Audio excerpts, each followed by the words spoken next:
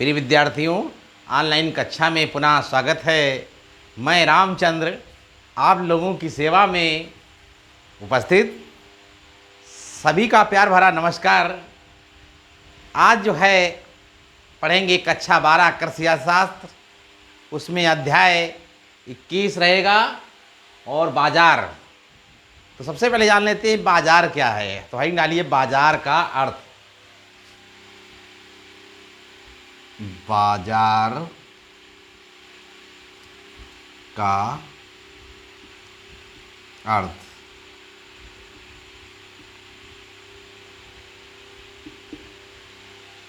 तो बाजार क्या है?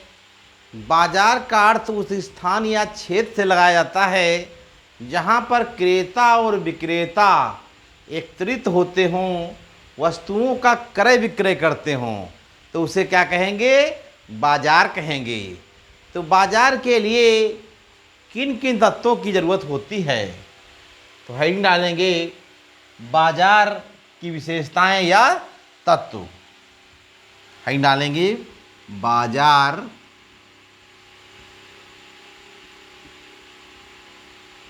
की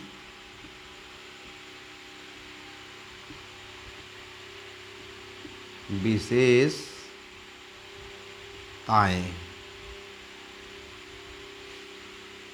तो बाजार के लिए कौन कौन सी विशेषताओं का होना जरूरी है?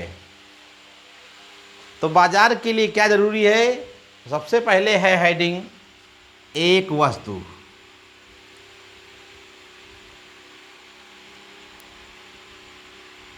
एक वस्तु। तो बाजार के लिए जरूरी है एक वस्तु का होना। एक वस्तु का मतलब अर्थशास्त्र में हर वस्तु का बाजार अलग अलग होता है। जैसे बजाजा कपड़े का बाजार, सर्राफा सोना और चांदी का बाजार, जैसे दाल मंडी, गुड़ मंडी और सब्जी मंडी। तो हर एक वस्तु का अलग अलग अर्थशास्त्र की दृष्टि से बाजार होता है। तो बाजार के लिए ज़रूरी है एक वस्तु का होना। फिर इसके बाद में अगली हेडिंग डालेंगे क्षेत्र।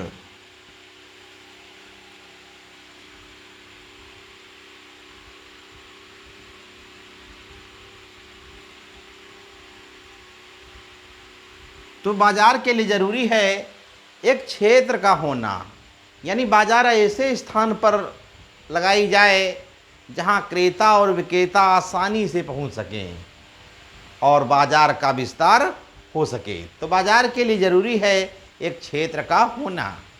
फिर इसके बाद में अगली हेडिंग डालेंगे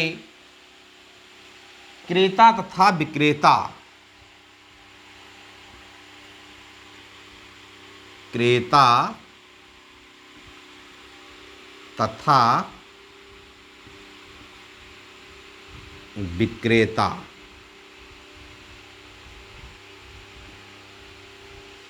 बाजार के लिए ज़रूरी है कि क्रेता और विक्रेता वहाँ पर उपस्थित हों। क्रेता का मतलब वस्तुओं को खरीदने वाले और विक्रेता का मतलब होता है वस्तुओं को बेचने वाले। तो बाजार में क्रेता और विक्रेता दोनों लोगों का होना ज़रूरी है ताकि वस्तुओं को खरीद और बेच सकें। फिर इसके बाद में अगली हेडिंग डालेंगे मूल्य।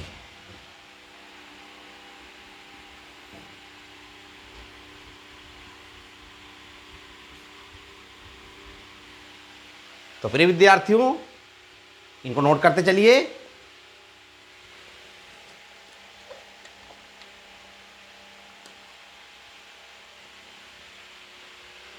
तो इसके लिए जो डालेंगे एक मूल्य या फिर कीमत। मूल्य या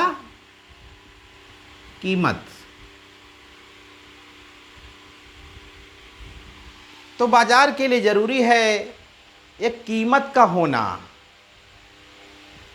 तो जिसे कहा जाए मुद्रा के द्वारा मूल्य की माप की जाती है। तो मुद्रा क्या है? मूल्य का मापक है। तो बाजार के लिए ज़रूरी है कि वस्तुओं की एक कीमत होनी चाहिए, तभी बाजार का विस्तार हो सकेगा। इसके बाद में स्वतंत्र प्रतियोगिता।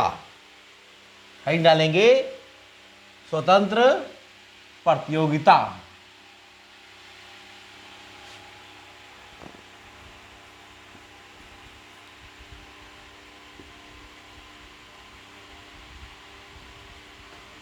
स्वतंत्र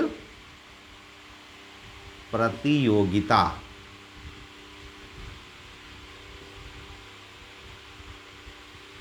तो बाजार के लिए जरूरी है स्वतंत्र प्रतियोगिता का होना, यानी बाजार में किसी प्रकार का कोई दबाव नहीं होना चाहिए। क्रेताओं और विक्रेता तक वस्तुओं का स्वतंत्रतापूर्वक करें और विक्रय कर सकें, उसमें किसी प्रकार का बाजार में दबाव नहीं होना चाहिए। तो प्रिय विद्यार्थियों, आज आप लोगों ने जाना कि बाजार क्या है, बाजार की कौन कौन सी विशेषताएं हैं उसके विषय में जाना। इसके बाद में अगले दिन हम पढ़ेंगे कि बाजार का वर्गीकरण, यानी बाजार को वर्गीकरण कितने भागों में किया गया है और कौन कौन सी बाजारें होती हैं उसके बारे में अगले दिन ऑनलाइन कक्षा में चर्चा होगी। तो हमारे साथ जुड़े रहिए, हमारे चैनल को सब्सक्राइब करिए और अधिक से अधिक लाइक करिए और अपने दोस्तों में शेयर करिए, ताकि हम लोग मिलजुल कर एक बेहतरीन अर्थशास्त्र की ऑनलाइन कक्षाओं का आनंद उठा सकें। तो प्रिय विद्यार्थियों, आज की ऑनलाइन कक्षा में बस इतना ही। अगले दिन हम पुनः मिलेंगे। धन्यवाद।